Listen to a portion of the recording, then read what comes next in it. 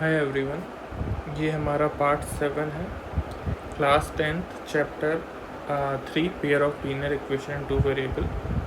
सो इस पार्ट में हम एक्सरसाइज 3.1 का क्वेश्चन नंबर 5 एंड 6 कवर करेंगे।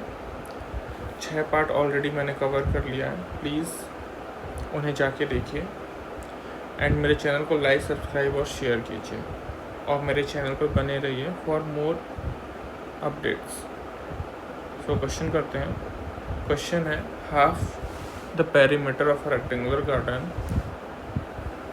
whose length is 4 more than its width is 36 meter. Find the dimension of the garden. Okay.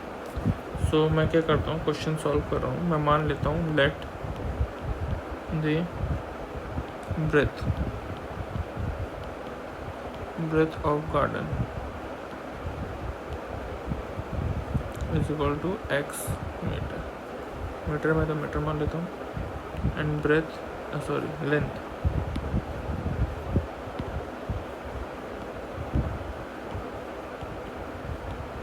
Length of the garden is equal to y metre. ये मैंने मान लिया। So half of the perimeter दिया है कि 36 metre है। Half of the perimeter मुझे दिया है 36, ये दिया हुआ।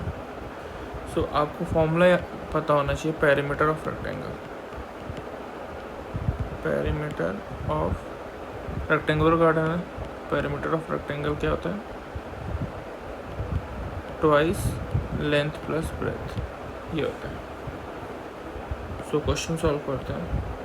तो हाफ ऑफ पेरीमीटर, तो हाफ ऑफ पेरीमीटर किसके इक्वल है? 36 के इक्वल है। हाफ फॉर्मूला क्या होता है पेरीमीटर का? Twice length plus breadth. तो लेंथ कितनी है? y है और ब्रेथ कितनी है? x है। तो मैं लिख सकता हूँ x plus y is equal to 36। ये 2 से ये 2 कट जाएगा, तो x plus y is equal to 36 हो जाएगा। ये इक्वेशन 1 मान लेता हूँ। और साथ में ये भी बोला है कि whose length is 4 more than its width. Okay. According to question,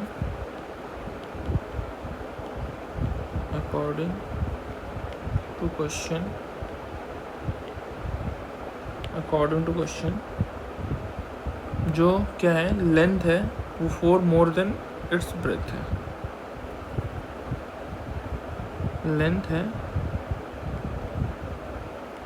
length वो क्या है?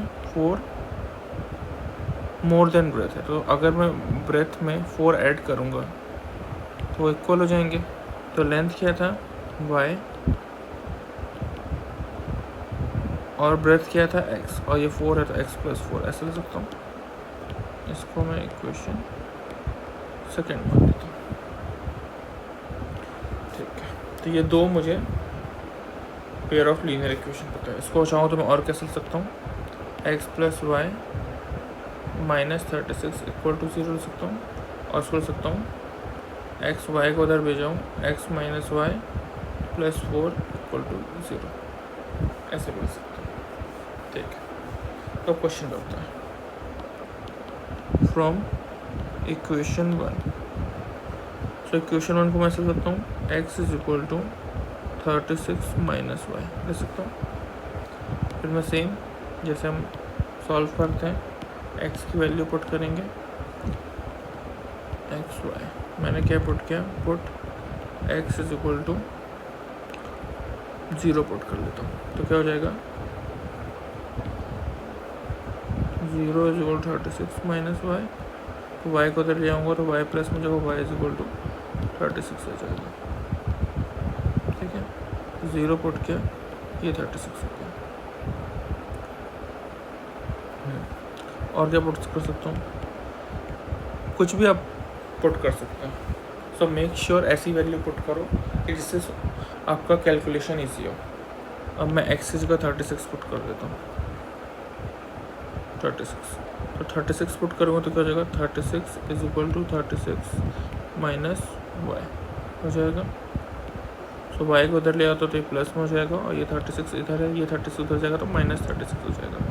तो वाई की वैल्यू कितनी हो जाएगी 0, वाई की वैल्यू 0, एक्स की वैल्यू में 36 पुट है तो वाई की वैल्यू हो गई 0। ठीक है, अब क्या पुट करता हूँ, कुछ पुट कर लेता हूँ। एक्स इज इक्वल टू कितना पुट कर लेता हूँ, मान लो 16 पुट कर दिया तो कितना हो जाएगा 16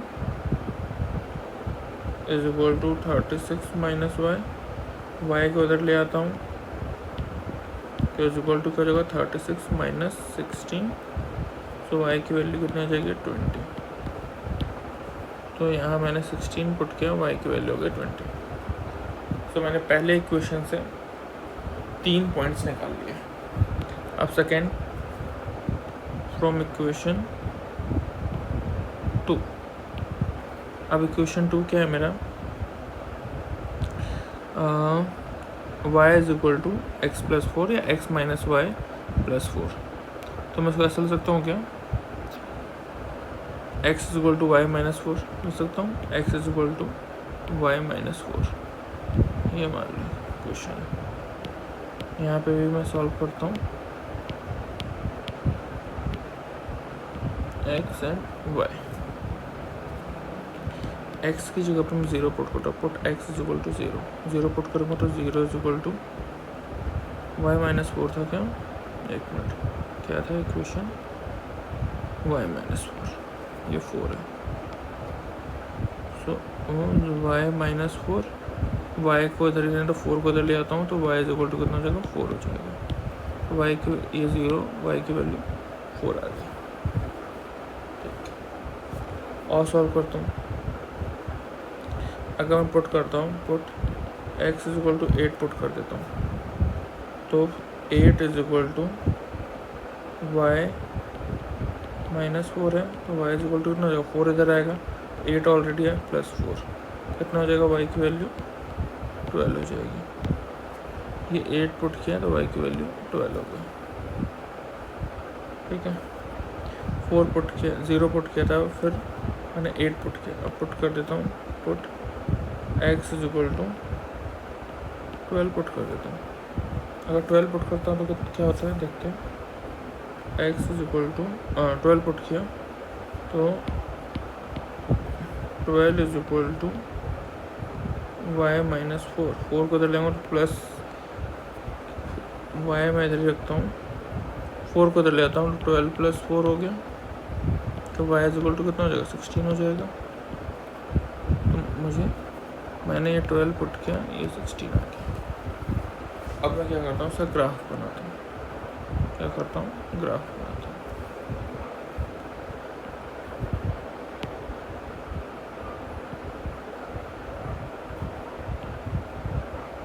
जीरो, ये x हो गया,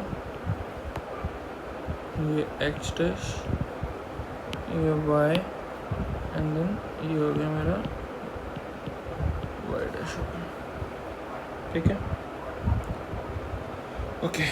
सो वैल्यू क्या है मेरे पास, इसमें सबसे बड़ी वैल्यू 16 है, इसमें सबसे बड़ी वैल्यू क्या है 36 है। तो मैं कुछ 4 का अगर स्केल ले लेता हूँ, 0, 4, 8, 12, 16, 20, 24, 28, 32,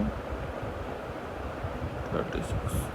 ठीक है, सिमिलरली यहाँ पे भी कर लेता हूँ, -4, -8, -8, then -12, -16, -20, -24, -28, -32 एंड -36।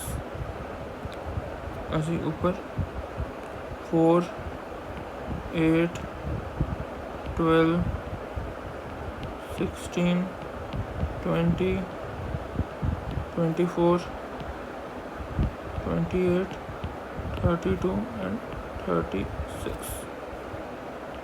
-4, -8, -12 -16 -20 -24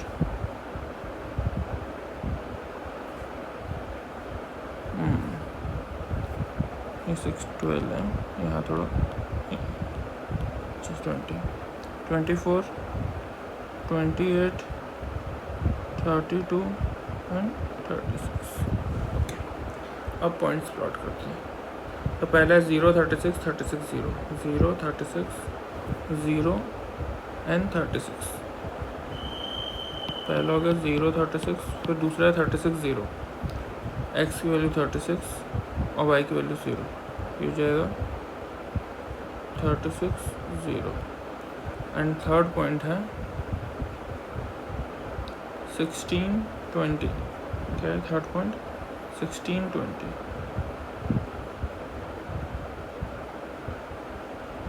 16 20। थर्ड पॉइंट है हमारा 16 और 20। 16 ये है और 20 क्या है? ये है 16, ये पॉइंट है 16 20। ओके, सो मैं यहाँ से अगर ये ग्राफ ड्रॉ करूँ, लाइन ड्रॉ करूँ इस तीनों पॉइंट से मिलता हुआ, ये कुछ ऐसा बनेगा, ये कुछ ऐसा बनेगा। अब सिमिलरली सेकेंड पॉइंट है मेरा 0 4 8 12। सेकेंड लाइन की जो कोऑर्डिनेट है 0 4 8 12 0 4 8 12 0 4 0 4 8 12 8 एंड देन 12। ये कुछ यहाँ 8 12 एंड लास्ट वन इज 12 16। क्या है? 12 16 12 और ये है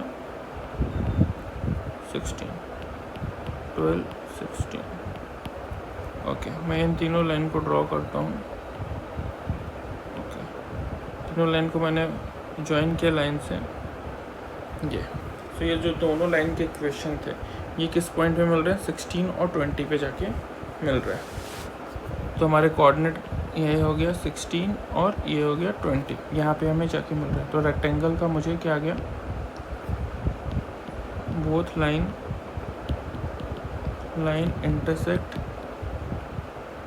intersect at 16 20। सो मैं बोल सकता हूँ so the breadth of the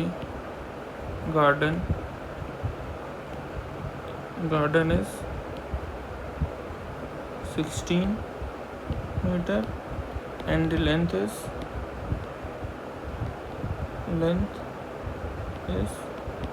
20 meter।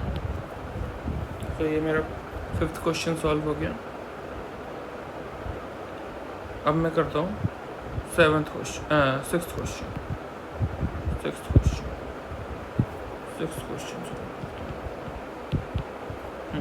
तो 6th क्वेश्चन क्या है कि मुझे एक लाइन दिया है, given the linear equation 2x + 3y - 8, write another linear equation 2 variables such that the geometric representation of pair so formed is intersecting lines, pair lines, parallel lines and coincident line। Okay, so मुझे एक equation दिया है 2x + 3y - 8।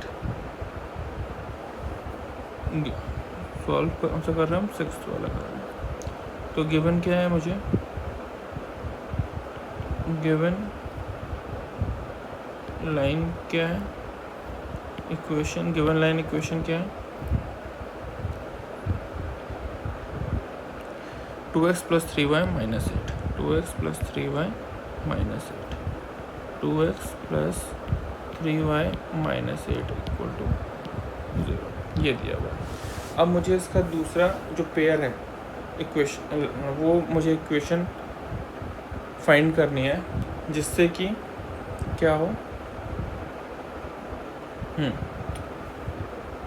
मुझे find करना है equation जिसके लिए intersecting line भी हो, उसके लिए फाइंड करना है। पैरेलल लाइंस के लिए भी मुझे इक्वेशन फाइंड करना है, कोइंसिडेंट लाइन के लिए भी मुझे वो इक्वेशन फाइंड करना है। तो कैसे करेंगे? क्वेश्चन करते हैं फर्स्ट वाला। सबसे फर्स्ट करते हैं। फर्स्ट क्या है कि क्या होनी चाहिए लाइन, इंटरसेक्टिंग लाइंस होनी चाहिए, इंटरसेक्टिंग लाइंस।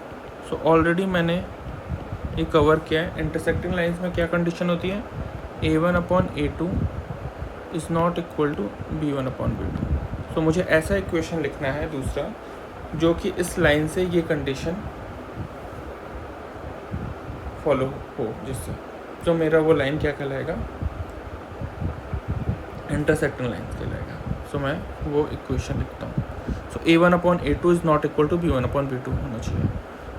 तो मैं यहाँ पे क्या सकता हूँ, x लिख सकता हूँ, x y मैं लिख लेता हूँ पहले से। तो देखिए यहाँ पे x के साथ 2 है, तो अगर मैंने तेरा x के साथ कुछ नहीं लिखा तो क्या हो जाएगा, 2/1 2/1। अब मेरा ये जो B1/B2 है वो 2/1 नहीं होना चाहिए, तो ये क्या है, 3 है।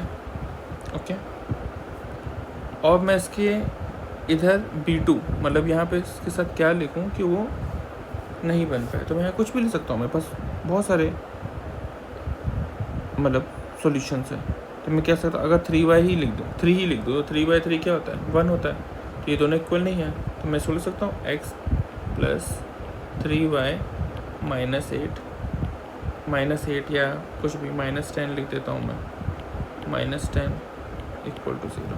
तो देखो अगर A1/A2 निकालूँ तो 2/1 आ रहा है, और B1/B2 निकालूँ 3/3 क्या होता है, 1। तो ये इक्वल नहीं है ना। सो मेरा ये लाइन क्या कहलाएगा, इंटरसेक्टिंग लाइन कहलाएगा। तो ये मेरा आंसर हो जाएगा। तो ये जो लाइन मेरा आंसर हो जाएगा। सिमिलरली सेकेंड पॉइंट क्या है कि मुझे क्या है, पैरेलल लाइन पता करना है, parallel line. So parallel line का कंडीशन क्या होता था, मैंने बताया था, A1/A2 is equal to B1/B2 होना चाहिए, is not equal to C1/C2 होना चाहिए, ये होना चाहिए। तो देखो मेरी लाइन क्या है, 2x + 3y -8। तो मुझे ऐसा लाइन लिखना है जिसमें A1/A2 B1/B2 इक्वल होना चाहिए।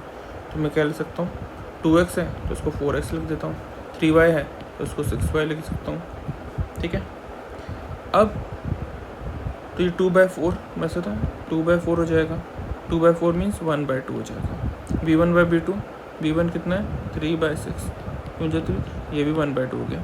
लेकिन C1/C2 नहीं होना चाहिए, मतलब C1/C2 1/2 नहीं होना चाहिए। तो मैं क्या लिख सकता हूँ इधर पे, -20 लिख दूँ = 0। तो क्या हो जाएगा, 8/20, 8/20, 4 2 8, 4 5 20, 2/5 1/2 इक्वल नहीं है ना। सो ये मेरा आंसर हो जाएगा। सिमिलरली थर्ड वाला, थर्ड क्या है मेरा क्वेश्चन, थर्ड था कि कोइंसिडेंट लाइन, कोइंसिडेंट लाइन। तो कोइंसिडेंट लाइन की कंडीशन क्या होती है, A1/A2 is equal to B1/B2 is equal to C1/C2, और तीनों रेशियो से इक्वल होनी चाहिए। तो मेरा लाइन था 2x + 3y -8, और मुझे वो लाइन का इक्वेशन लिखना है जो कि इसके साथ क्या कैसा ग्राफ बनाए, कोइंसिडेंट लाइंस बनाए। तो क्या होगा वो, 2x को मैं 4x लिख देता हूँ, 3y है तो 6y लिख देता हूँ, और 8 है तो 8 डबल लिख दिया मैंने। तो देखो 2/4 ये हो जाएगा, ये कितना हो जाएगा, 3/6 हो जाएगा, और ये कितना हो जाएगा, 8/12, -8/-12 हो जाएगा, माइनस से माइनस कैंसिल हो जाएगा, 4 2 8, 4 3 12, ये 16 है, सॉरी क्या है, ये 16 है, ये 16 है। तो 4 2 8, 4 4 16, तो 8 1 8, 8 2 16, 1/2। ये भी कितना हो जाएगा, 1/2, ये भी कितना हो जाएगा, 1/2। सो इस क्वेश्चन जो क्वेश्चन नंबर 6 था, इसमें क्या होना चाहिए, आपको कंडीशन याद होनी चाहिए। इंटरसेक्टिंग लाइंस क्या है, A1/A2 is equal to B1 is not equal to B1/B2। Parallel line का क्या होता है, A1/A2 is equal to B1/B2 not equal to C1/C2। और कोइंसिडेंट लाइन का क्या है, A1/A2 is equal to B1/B2 is equal to C1/C2। तो हमने ये हमारा आंसर हो जाएगा। सो ये जो क्वेश्चन है इसमें कोई एक पर्टिकुलर आंसर नहीं होता है, आप मल्टीपल लाइंस बना सकते हैं जो कि ये कंडीशन फॉलो करें। सो आज की क्लास में इतना ही। नेक्स्ट क्लास में हम आगे क्वेश्चंस करेंगे। प्लीज़ मेरे चैनल को लाइक, सब्सक्राइब और शेयर कीजिए। Thank you.